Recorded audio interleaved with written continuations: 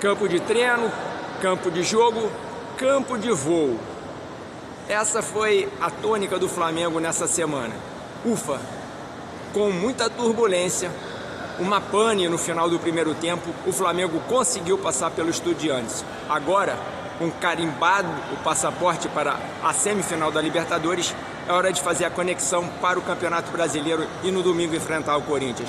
Vão dando moral aí no canal, vão dando o like e compartilhando o vídeo. Vamos falar muito dessa partida contra o Estudiantes, muito dessa partida que vem aí com o Corinthians, muita coisa pra gente analisar do Flamengo.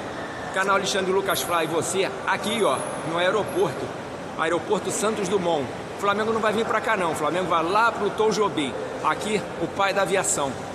Tomara que o Flamengo seja o pai do Corinthians no domingo. Saudações rubro-negras, segue o vídeo aí, galera, dá moral.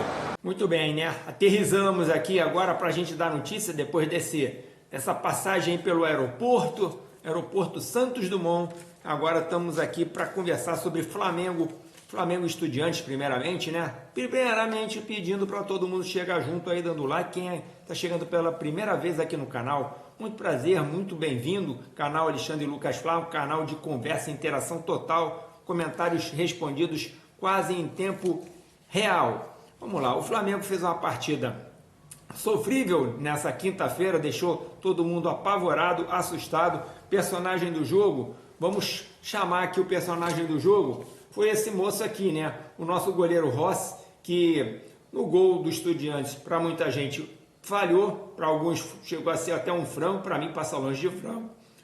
Frango não foi, mas uma falha sim, né? Acho que ele falhou, mas houve um conjunto de erros ali, na minha concepção. O Léo Ortiz também falha, mais uma partida ruim do Léo Ortiz, já não tinha ido bem contra o Vasco, não antecipou na cabeça, o jogador deu a casquinha. O Varela, que também não foi bem na partida, deu de espaço demais, e o jogador Benedetti acabou acertando um chute improvável na forquilha, fez 1-0 já nos acréscimos do primeiro tempo. E aí a partida foi para a etapa final, com uma pressão bem maior em cima do Flamengo, o Estudiantes a um gol de conseguir a classificação e o jogo indo para os pênaltis, e o Flamengo foi lá, fez as alterações no segundo tempo que não surtiram muito efeito. Só do Carrascal, que me parece deu alguma mobilidade para o Flamengo na etapa final, tirando o Arrascaeta, que estava muito mal na partida. O Arrascaeta também fez uma partida decepcionante. Para destacar ponto positivo, mais uma vez o Saul, né, que é um jogador que arrisca de fora, um dos poucos, né, que chuta de fora, deu 2 bons chutes de fora, somado ao lance dos 16 minutos ali com o Pedro, que fez uma jogada pela esquerda, o Samuel Lino batendo cruzado, e o Pedro quase fez o gol. O zagueiro do Estudiantes teve todo o mérito no lance de salvar ali a meta do time argentino. O time do Estudiantes fez alterações no segundo tempo também, botou um colombiano pela esquerda, o Cufré também criou ali bastante fumaça, mas o que me chamou a atenção foi a quantidade de bolas que o Flamengo perdeu pelo alto, e as rebatidas, as segundas bolas, os famosos rebotes também caíram todos nos pés do time argentino. Enfim, o Flamengo conseguiu aí a classificação, as duras penas, né? E o Felipe Luiz foi contestado, né, por muita gente, principalmente pelo fato dele não queimar as 5 alterações. E na coletiva ele foi indagado sobre isso e ele justificou, né? Fez 3 alterações, entrou o Luiz Araújo, entrou o Bruno Henrique, para mim, no lugar do Pedro, não se justifica, e entrou o Carrascal, que foi a única substituição que eu acho que surtiu algum efeito no lugar do Arrascaeta. Vamos ver o que o Felipe Luiz falou quando ele foi indagado por não queimar, não utilizar as 5 alterações. Vamos esperar aí, vamos ver aqui o que o Felipe Luiz fala. Sim. E sobre as substituições, eu sempre opto, lembrando que 4 anos atrás, 5 anos atrás, só podiam fazer 3 substituições. Essa regra nova são 5, e eu optei por deixar os jogadores no campo para os que poderiam bater pênalti, no caso do Jorginho. Eu queria ter tirado o Jorginho antes, mas imaginei o pênalti. O Lino, na minha visão, estava levando perigo por aquele lado, por mais que estava sendo difícil. Ele tem esse 1 contra 1 e esse terço final, tanto é que uma das melhores jogadas de perigo no segundo tempo foram dele, e optei por não fazer as trocas, porque eu acreditava que os jogadores que estavam no campo eram... Ele achou que os jogadores que estavam no campo eram os melhores estavam dando conta do recado. Enfim, o Felipe Luiz achou que até justifica aí a questão do Jorginho ter ficado, né? Que ele ia substituir, mas o Jorginho é um grande cobrador. Inclusive, a cobrança do Jorginho e a cobrança do Léo Pereira, para mim, foram as melhores. E eu vou dizer um negócio, eu acho que as cobranças de pênalti e as defesas do Rossi foram um ponto alto do Flamengo nessa apresentação. Que dizer, né? Dos 90 minutos, o que veio melhor foi o que veio depois dos 90 minutos no jogo do Flamengo contra o Estudiantes. Mas, com relação aos jogadores que não entram, ou os jogadores que são preteridos de alguma forma em partidas, eu queria ver o que acontece com esse menino aqui. Será que não seria interessante o Felipe Luiz pensar essa entrada aí do Bruno Henrique, alternar um pouquinho com o Alacian? No jogo contra o Vasco, eu me ressenti da entrada do Alacian, e nesse jogo contra o Estudiantes, talvez o Alacian fosse mais eficaz do que o Bruno Henrique para resolver aquela situação ali de ser centroavante. O Bruno Henrique fez uma jogada ali que o Samuel Lino cruzou e ele capou a bola. Tá um jogador realmente que não está rendendo ali nessa centroavância.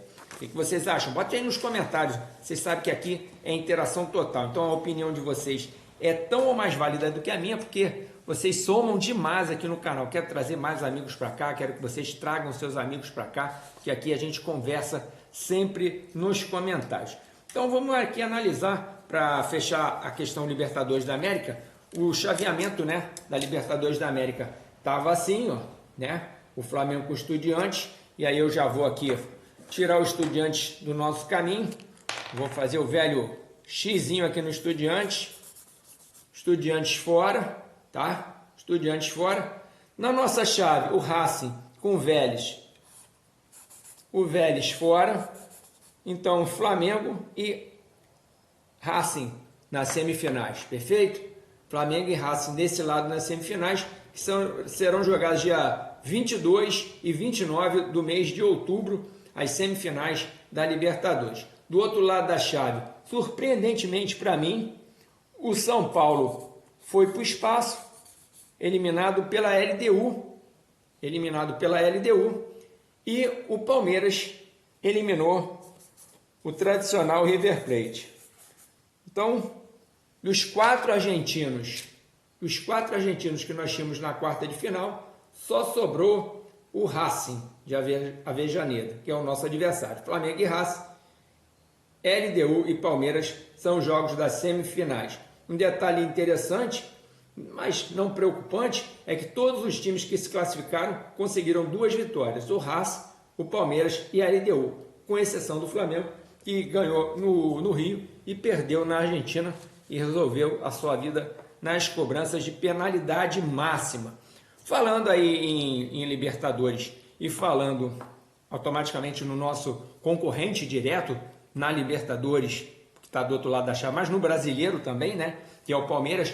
A tia Leila aqui, ó. Tia Leila aqui tá cheia de charme, né? A tia Leila, numa entrevista para a ESPN, encheu a bola do técnico Abel Ferreira, dizendo que ele vai ter vida longa no time paulista, vai ter vida longa lá. Por ela, o Abel Ferreira vai renovando para sempre, mas quem renovou o contrato até 2029 foi o atacante argentino Flaco Lopes. Esse está aí garantido até o ano de 2029. Lembrando que o Palmeiras joga no domingo às 16 horas, contra a equipe do Bahia, lá em Salvador, time do Rogério Ceni. Será que o Rogério Ceni consegue segurar o porquinho? Porque contra o Cruzeiro ele não deu conta do recado.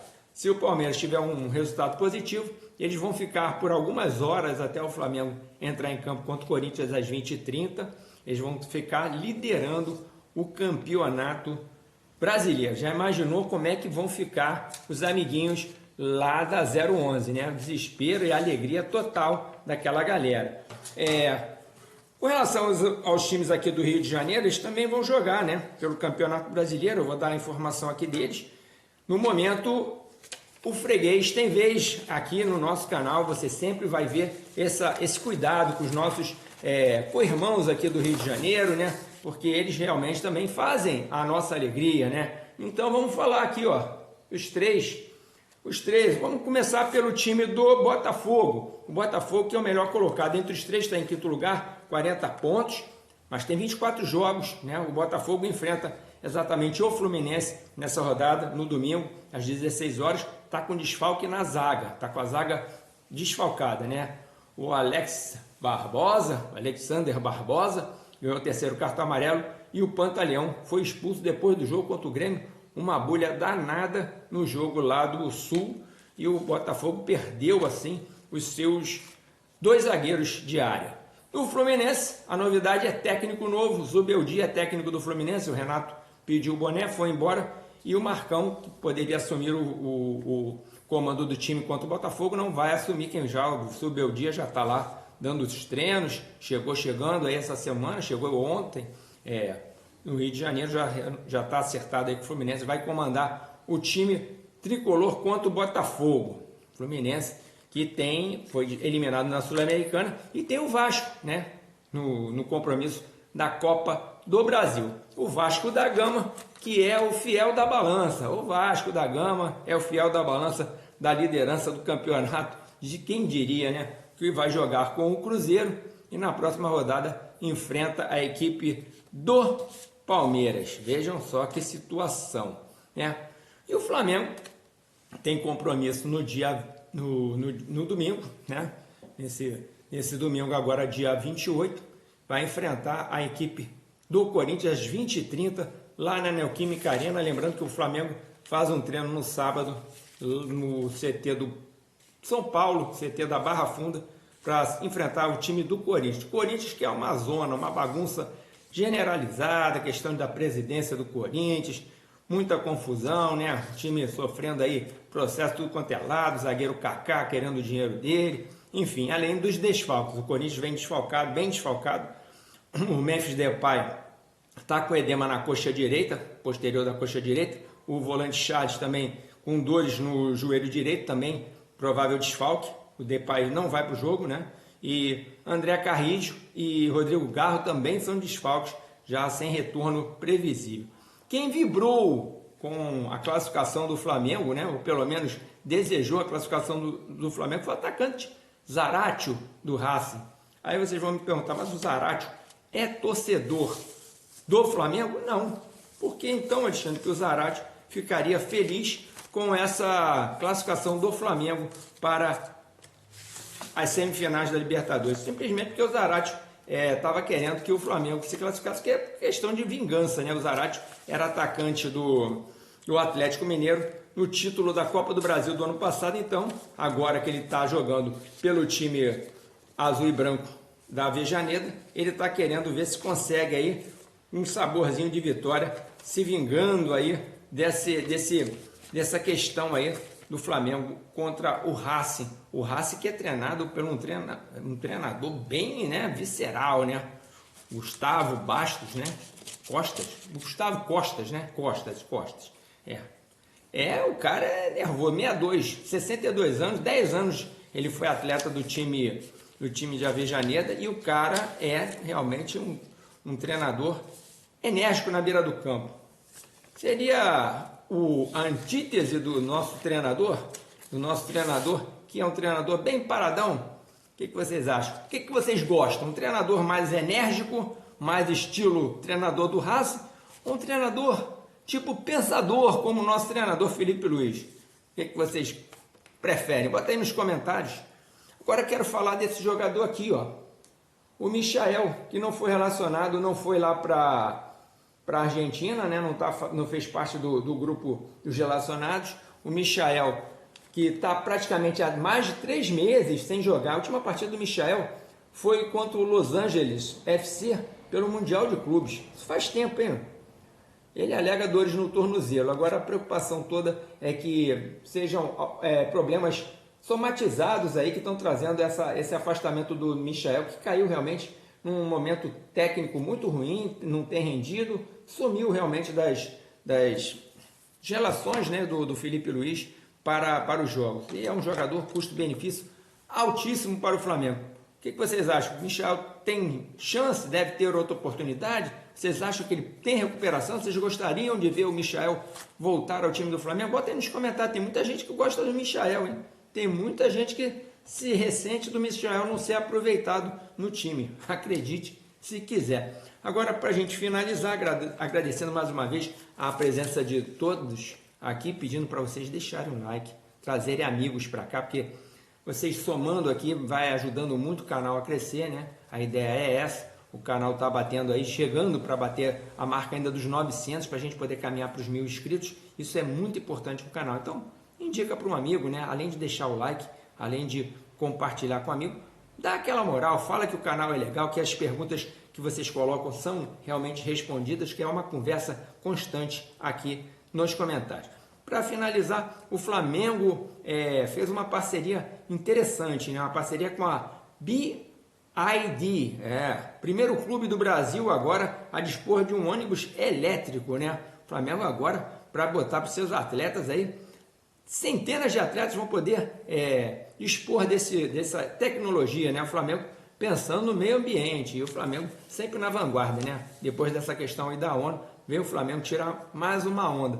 Galera, senta o dedo no like, já que eu falei de ônibus, vou fechar aí o vídeo de uma maneira bem legal. Estou indo lá para o Terminal Menezes Cortes, pegar o meu busão e voltando para Guapi. Deixando aí um abraço forte para vocês, para todos vocês que interagem aqui com o canal e fica acionando aí o sininho das notificações para receber os próximos vídeos. Próximo vídeo a gente já vai analisar como é que foi esse jogo, Flamengo e Corinthians, né? E a nossa manutenção na liderança. É isso que a gente espera, que a gente consiga manter essa liderança e dar aquela básica secada no Palmeiras jogando contra o Bahia. Um abraço para todos, fiquem com Deus, canal Alexandre e Lucas Flá. Tô indo lá pro terminal Menezes Cortes pegar o busão. Um abraço. Eu tô aqui com meu amigo, ó, Gabriel.